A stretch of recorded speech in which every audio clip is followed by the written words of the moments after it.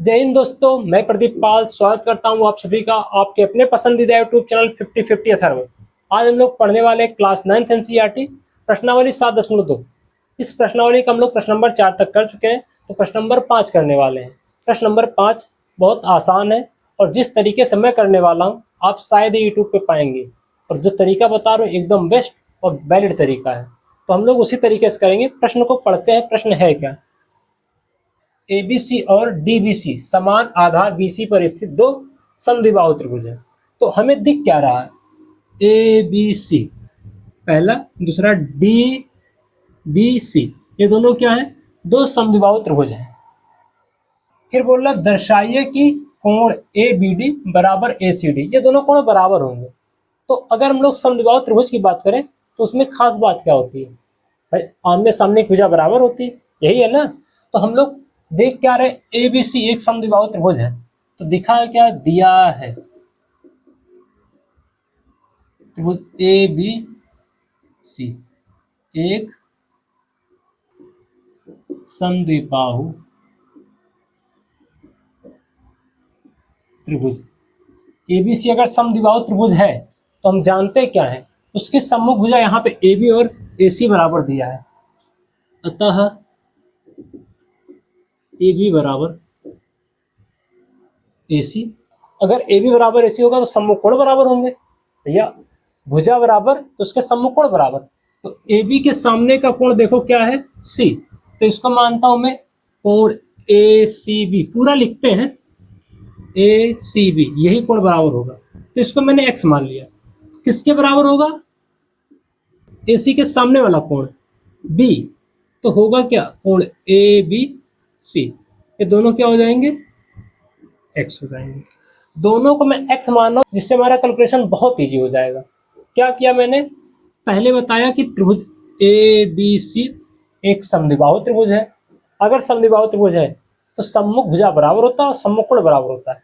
तो A B ए सी के बराबर है, तो उसके हिसाब से ए बी के सामने का कोण सी और ए सी के सामने का कोण बी, ये दोनों बराबर होंगे, तो दोनों को मैंने एक्स नाम दिया। ऐसे इसको समीकरण 1 मान लेते हैं, आगे काम देगा। दूसरा क्या बोला है? ट्रायंगल डी बी सी, ये भी क्या है? एक समद्विबाहु त्रिभुज है। अगर ये भी समद्विबाहु त्रिभुज होगा तो इसके भी सम्मुख कोण और सम्मुख भुजा बराबर होगा। तो इसका सम्मुख भुजा बी डी किसके बराबर है? डी सी के। तो लिखेंगे भैया अतः बी डी बराबर D C, B D D C के बराबर होगा। तो बी डी अगर डी सी के बराबर होगा तो बी डी के सामने वाला कोण वाई मान लेते हैं। ये बी डी के सामने वाला कोण क्या है? लिखेंगे कोण D C B equal to D C B, वाई बन रहा है। किसके बराबर होगा? डी से के सामने वाला कोण, इसको भी वाई मान लेंगे, तो हो जाएगा D B C, D B C. ये दोनों कोण बराबर होगा। इसी पे आके गौर करेंगे, तुम्हारा आंसर बस आने वाला है। इसको समीकरण 2 मान लेते हैं। क्या बोला मैंने?